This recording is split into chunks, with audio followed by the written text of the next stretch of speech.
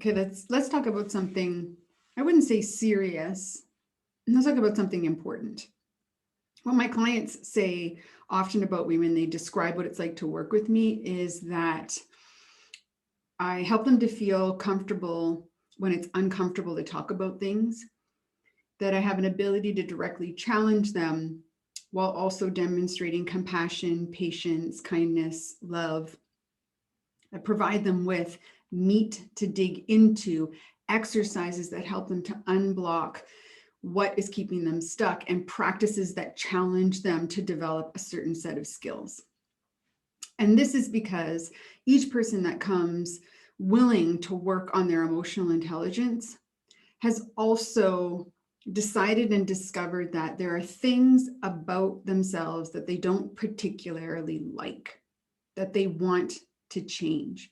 And we might all agree that, yeah, there are things about myself that I don't particularly enjoy the way I go about doing them. I'm not seeing the kind of results I want to see. I'm not being the way I want to be. I'm not interacting the way I want to interact. I'm not leading the way I want to be able to lead. I'm not the husband, wife, father, mother, teammate, community member that I want to be.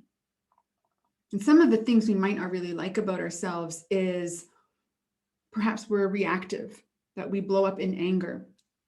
Maybe we're judgmental, and so we say cruel things and we try to pull them back, constantly apologizing. We might struggle with things like self-doubt. And when we're in that space, we defend ourselves vehemently. We might even fear that we're not good enough or lovable enough. And so we push people away, or we speak cruel words to ourselves, and we chip away at our self-esteem. If you're willing to do the hard work, if you're willing to embrace the part of you that you would consider ugly, to be responsible for the way you have behaved, if you hug the cactus, this is the road to achieving the being and doing of who we want to be. And when people think of emotional intelligence, they don't often think about this as the piece. What they often think about is that we will only be talking about emotions and how we feel, and to be less sensitive or to be more sensitive, or to understand our emotions a little bit more. And emotional intelligence is so much more than that. While that is necessary pieces of the puzzle, it is also about digging into understanding about where do you want the kind of development and growth that you want.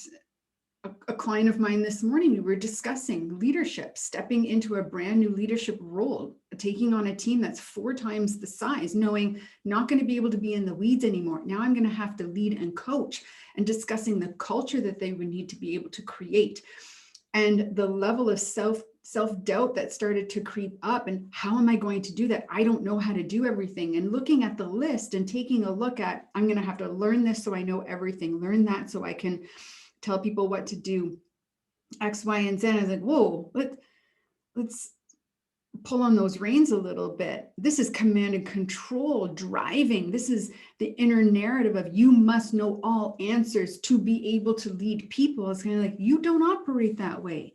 So why is that seeping in? Because there's an emotion of doubt and fear creeping in that you're good enough the way that you are, the way that you lead. And in that emotional disruption, an alternative behavior appeared, one that would not have served them or the people that they were leading. And this is the kind of work and development that comes out of emotional intelligence. It is a combination of directly challenging our thinking and our behaviors, directly challenging what our values are and how they show up and how we decide to live them. It is about having self-compassion and patience in the process to develop these skills, change our behaviors so we can be differently and then do differently. These are the kind of people that are seeking me out. These are the kind of people that are seeking out emotional intelligence development, willing to hug the cactus, no BS. Let's get to the root. Let's do the hard work. Let's stop trying to step around the truth and find maybe an easier and alternative way, because the truth is There is no easy or alternative way.